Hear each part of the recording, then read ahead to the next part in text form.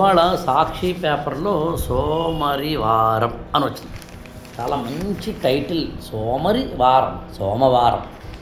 ఆదివారం నాడు కొంతమందికి ఈవెన్ శనివారం కూడా సెలవు ఉంటుంది కాబట్టి ఈ 2 రోజులు లేదా ఆదివారం నాడు సెలవు రోజు అయిపోయిన తర్వాత ఆ మరునాడు ఆఫీస్కి వెళ్ళాలంటే చాలా బద్ధకంగా, అలసటగా, నీరసంగా, డిజింట్రెస్ట్గా, అవసరమా అన్నట్టుగా ఉంటే దాన్ని మండే బ్లూస్ అని సైకలాజికల్గా పిలుస్తారు.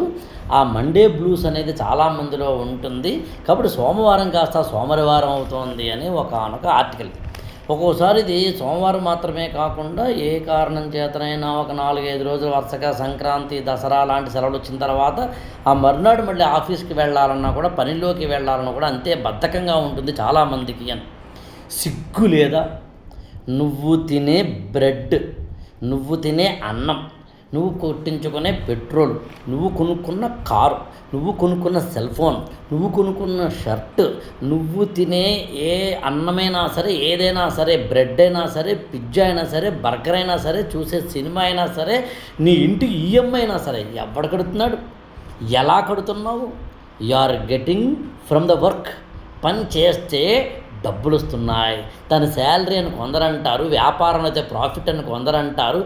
ఏ పదం వాడినా పని చేస్తుంటే డబ్బు వస్తుంది, డబ్బుతో నువ్వు బతుకుతున్నావు. కానీ పని మాత్రం నీకు ఇంట్రెస్ట్ ఉండదా? దానికి బట్టి బ్లూస్ అని ప్రత్యేకంగా పేరా? శనివారం అయ్యి ఆదివారం అయిన తర్వాత సోమవారం ఆఫీస్కి వెళ్ళాలంటే నీకు ఎక్కడైనా బద్ధకమా? బుద్ధి, జ్ఞానము, సిగ్గు ఉన్న వాళ్ళకి ఇది రావు. పనియే ప్రత్యక్ష దైవమై ఏ మెతుకైతే నేను తింటున్నానో ఆ మెతుకు వెనకాల నా బతుకు వెనకాల ఒక రూపాయి, ఆ రూపాయి వెనకాల ఒక పని, ఆ పని వెనకాల ఒక వినియోగదారుడు, ఒక వ్యక్తి ఉన్నారు, వ్యవస్థ ఉంది అని అర్థం చేసుకున్నప్పుడు నువ్వు పనిచేస్తున్న వ్యవస్థ పట్ల గౌరవంగా, అంకిత భావంగా ఎప్పుడు పనిచేయాలా అనే ఒకనొక దాంట్లో ఉంటాం.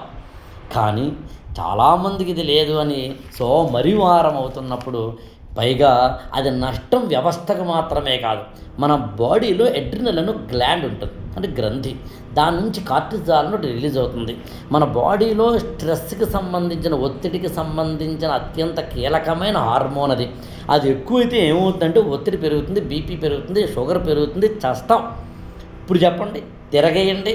పని నువ్వు ప్రేమిస్తే, పనిలో ఆనందంగా ఉంటే, పనినే కనుక చేస్తే కార్టిజాల్ తగ్గుతుంది. డోపమైన్ అంటే ఆనందం హార్మోన్ అత్యద్భుతంగా రిలీజ్ అవుతుంది.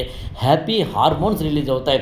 ఆరోగ్యం నీకు బాగుంటుంది, వ్యవస్థకు, సంస్థకు, అన్నిటికన్నా మించి సంఘానికి, దేశానికి కూడా బాగుంటుంది.